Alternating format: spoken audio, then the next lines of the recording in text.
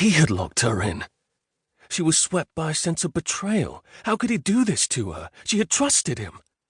Panic swelled, threatening to overwhelm her. She was alone. All those she relied on had turned on her. Flight was impossible. She was trapped. Fighting back the panic, she checked the chest and the small table beside the bed, but there was no sign of a key. Her steps wobbled as she went to the window and shoved it open. The room was on the second floor. She steeled herself against despair. There was a drain pipe within arm's reach of the window if she leaned very far out. But she'd always been good at climbing, and better than that, there was a small roof below. If she fell, it wouldn't be nearly as far. The roof sloped slightly, so at the far end it wouldn't be as long a drop, and there must be a supporting post to the ground that she could use. It wasn't impossible. All it took was courage. She stood, leaning against the window frame, struggling to think. He would follow her. She had to be clever. A disguise. Opening the larger valise, she pulled out a set of clothes. There wasn't time to change. He might return at any moment, so she stuffed the clothes in her case. Shoes. She frowned down at her embroidered slippers, then grabbed the pair of shoes in his valise and added them as well. Now it was too full to close, so she jerked out a dress in her case and rolled it up, stuffing it into the bottom drawer of the small chest. As she started to close his valise, she spied a pouch tucked in the corner and pulled it out. It was filled with banknotes and coins. It would be wrong to steal it, of course, but how else was she to escape? She hadn't a farthing with her. In any case, it was her money, really, wasn't it? She thrust the pouch into the pocket of her skirt and refastened the valise. Closing and picking up her own travel case, she hurried to the window. The soft-sided carrying case went out first. It landed on the small roof below, rolled and slid off the sloping roof to the ground. She froze, heart slamming in her chest. Suddenly a key rattled in the lock, spurring her into motion. She leaned out, stretching to reach the drain pipe. It was too far. She must crouch on the sill to extend far enough. She twisted, trying to pull her feet up under her, just as the door swung open and a man stepped in. "No!" He slammed the door behind him and ran to grab her and yank her back inside. She struggled wildly, kicking and clawing. "You monster! Traitor!" "Ow!" He dropped her and stepped back, raising his hand to a long scratch blooming on his face.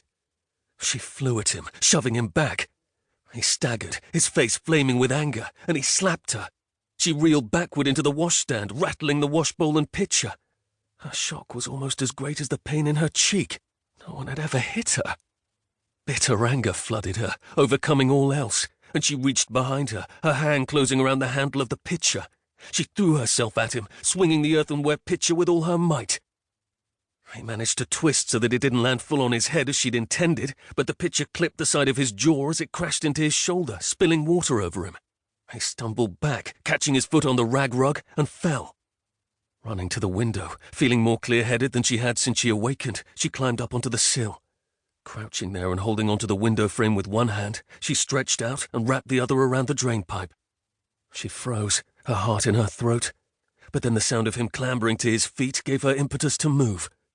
Swinging out, she put her toe on the iron bracket securing the drain pipe to the wall and let go of the window, hastily grabbing the drain pipe just below her other hand. She clung there, shivering, feeling for a toehold beneath her. Blast these entangling skirts. She wished she'd had time to change. The man shoved his head out the window and lunged for her, hooking his hand in the sash of her dress. She scrambled downward, her shoulders aching with the strain. He cursed, sliding farther out, and she jerked away with all her strength. Suddenly, he was tumbling out of the window. His weight tore her from her desperate hold on the drain pipe even as it ripped the sash from her dress. She fell with him, one breathless flash of panic followed by slamming onto the roof below. Her breath left her, and a sharp pain lanced through her head. Helplessly she rolled, her momentum carrying her down the slight slope of the roof. Then once again, she was falling into emptiness. After that, there was only darkness. Chapter 1. Alex trotted down the steps, business finished, but feeling vaguely dissatisfied. It wasn't only because he suspected that the man he had just left had chosen him to design his summer house less for his talent than for the opportunity to boast that the son of the Duke of Broughton had visited him this morning. The fact was, Alex had felt odd and uneasy from the moment he awakened this morning. He glanced at his watch.